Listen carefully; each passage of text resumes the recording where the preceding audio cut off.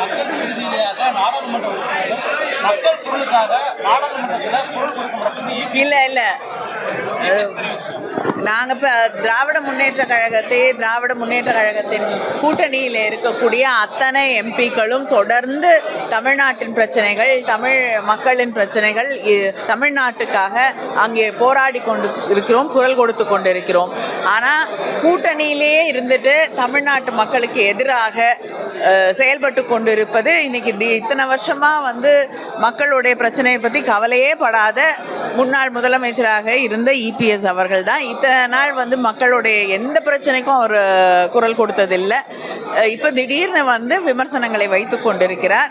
நான் கேட்குறேன், ராஜ்யசபாவில் அவங்களோட எம்பிஸ் இருக்காங்க, என்ன பேசியிருக்காங்க? அதிமுகவில் என்ன பேசியிருக்காங்க? இது வரைக்கும் தமிழ்நாட்டு பிரச்சனைக்காக ஏதாவது போராடி இருக்காங்களா? ஏதாவது கேட்டிருக்காங்களா? சிஏ கூட சப்போர்ட் பண்ணவங்க தான் அவங்க.